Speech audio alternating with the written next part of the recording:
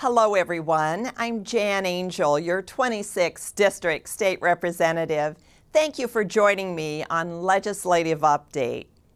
Our state suffered a series of tragedies between Halloween and Christmas Day when 6 law enforcement officers in Pierce and King counties were gunned down. Somehow the system broke, and it led to some of the darkest days in our state's law enforcement history. Several days ago, the House of Representatives honored our fallen law enforcement heroes and their families. I have a brother who retired from law enforcement of Idaho Fish and Game Department, 2 cousins in Colorado who were in law enforcement, and currently 2 grandsons who are Washington State Patrol troopers.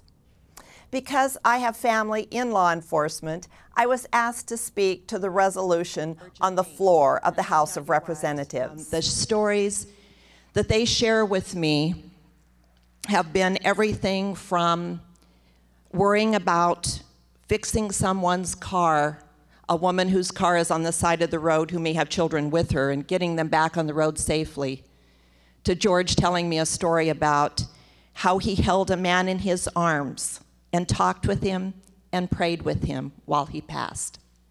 This is the quality of the people that we're honoring today. And I want to talk, if I could, for a moment, Mr. Speaker, to the spouses that have lost spouses.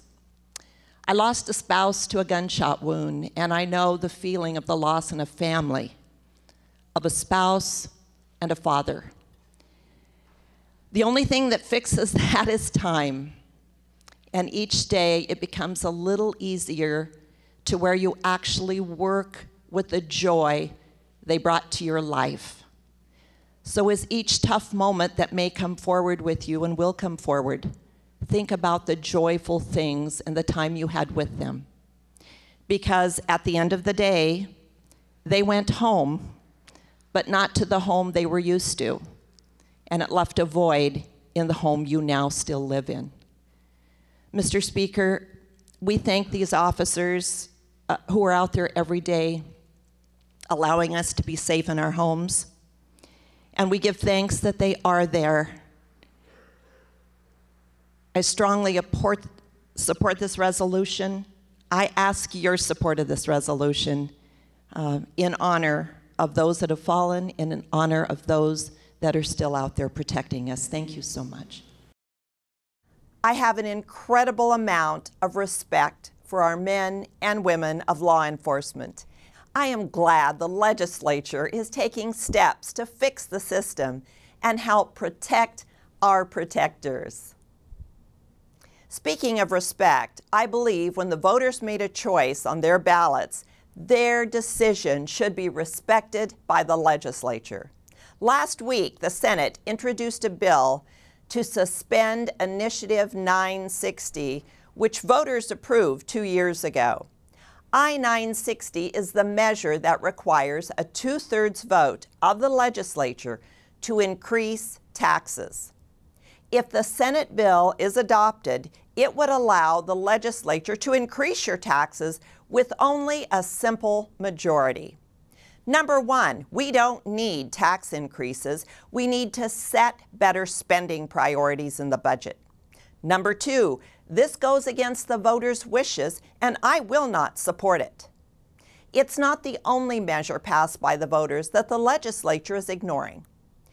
Initiative 1029 was overwhelmingly approved by the voters in November of 2008. It required long-term care workers to receive 75 hours of training and pass a federal background check. Last year, the legislature decided to delay implementation of the improved training standards for 1 year because of the budget crisis. This year, the governor has proposed an additional delay.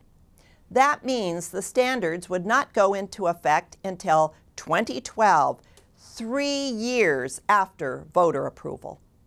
The legislature needs to respect the voters' wishes and reject further delays, especially in light of recent news reports of elderly suffering abuse and neglect.